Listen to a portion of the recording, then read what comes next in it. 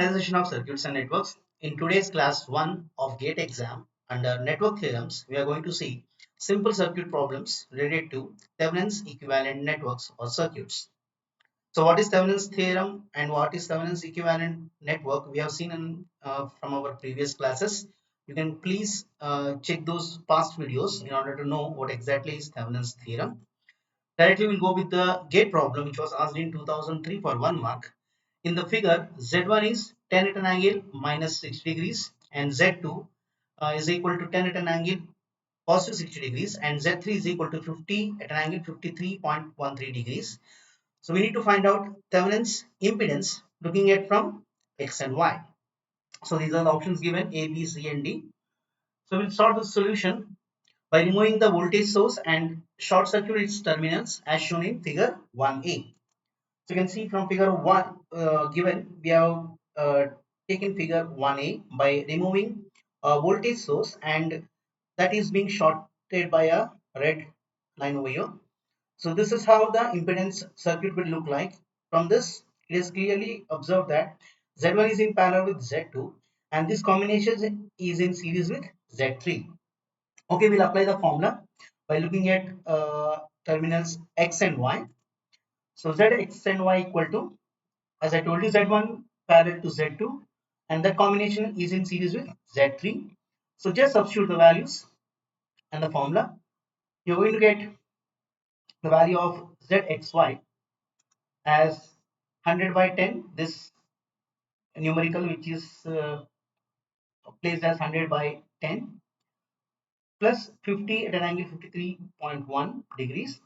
Now you can use the calculator to get these values, which would be around 56.6 at an angle 45 degrees. So the impedance value when looking through X and Y is obtained to be 56.6 at an angle 45 degrees, and this answer is in polar form. So according to the given option, you're going to get option A.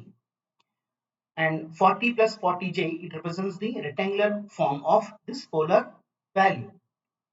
You can check with your calculators and comment in the chat box whether you're going to get the same answer or not. Okay, in the second question you can see we have X and Y terminal as it is, but instead of voltage source a current source is given and parallel to it the passive elements are connected: resistor, uh, inductive impedance and capacitive impedance. Now the value of current is 1 ampere, resistance value is 1 ohm, and ZC and Z values are given as minus J and 2J ohms. So we need to find out Thevenin's equivalent by looking at terminals X and Y. The options here given as A, B, C and D. We have to see which option is the appropriate answer. For that, if at all you have voltage source, we need to short circuit. We have to remove it and we have to short circuit. But if at all you have a current source, then you have to remove the current source and you have to make it to as open.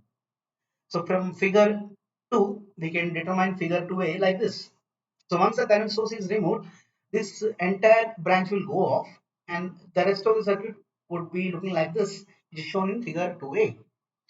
Now resistor, inductive impedance, capacitive impedance, with this you can calculate the total impedance. So the value will be equivalent to 1, which is given as resistor value, minus j, that is the value of capacitance impedance, and again inductive impedance is 2j. So I'm substituting the values as it is. I'm going to get the value of impedance here, which is equivalent to 1 plus j ohms. So this answer is in rectangular form. When you look into the options A, B, C, D, probably option C and D would will give you the right answer. So 100% A and B are not the right options.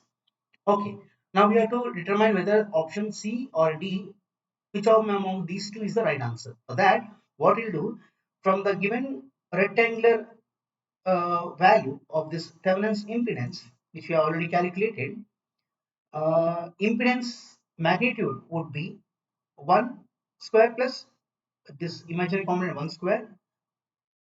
So value would be root 2, and the angle between this two, that is the real and imaginary value, would be tan inverse y by x. Y value here we are treating as 1 and x value is also 1. So the value of angle would be 45 degrees. So impedance, if at all you want to convert it into the polar form, then it would be root 2 at an angle 45 degrees. Okay, let us keep aside. We need to calculate Thevenin's voltage. The Thevenin's voltage formula is given by V equal to I into Z. I value here you can see it is given from the data 1 at an angle 0 degrees and Z in polar form is root 2 at angle 45. So in fact, this Thevenin's voltage would be root 2 45. So from the option C and D, we came to a conclusion that D is the right option. So these are kind of simple problems they were asked in previous gate weeks.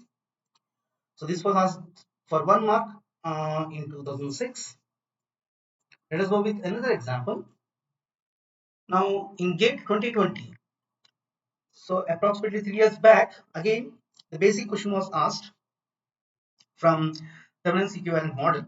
You can see in figure 3, V Thevenin's is asked and options were not given. So no need of concentrating on negative marking. So if at all the answer is right, you're going to get 1 mark. If at all the answer is wrong, no marks, 0 marks. Okay, so we'll go with the solution. For that, you know that when the terminals are open circuited like this 3 ohms becomes dummy in nature. So the Thevenin's, in fact, the open circuit voltage is to be determined across 5 amperes. Okay, on the left hand side of this figure 3, you can see 4 volts is connected parallel to 3 ohms. In fact, 4 volts is present in 3 ohms also.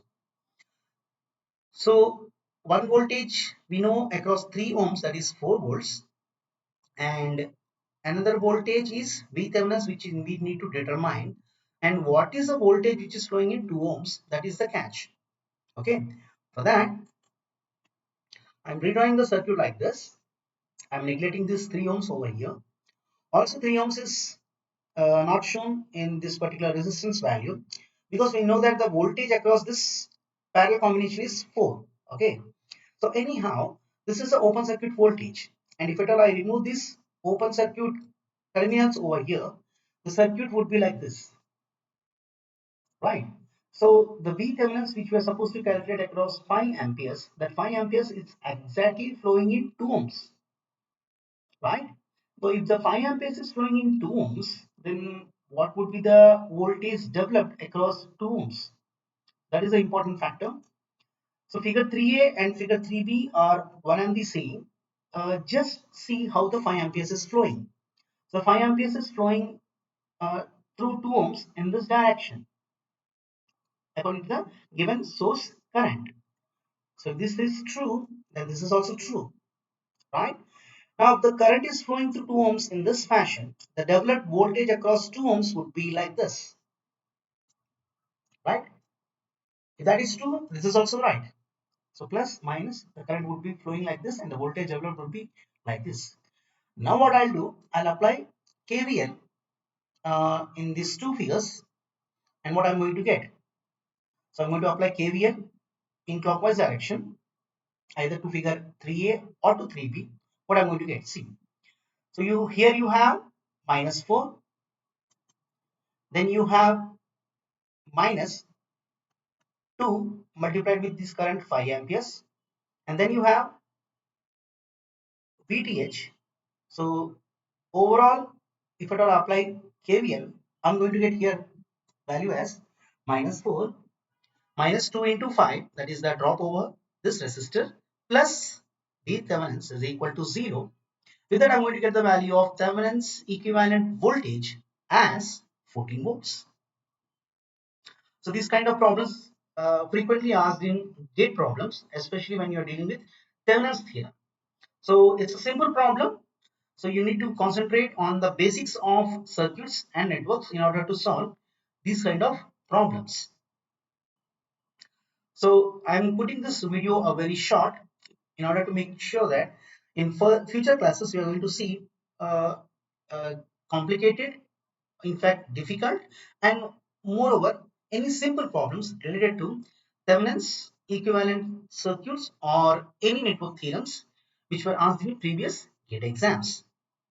So I hope you like this video. Please share among your friends, subscribe to this channel, and please press the bell icon for the future notifications. Thank you.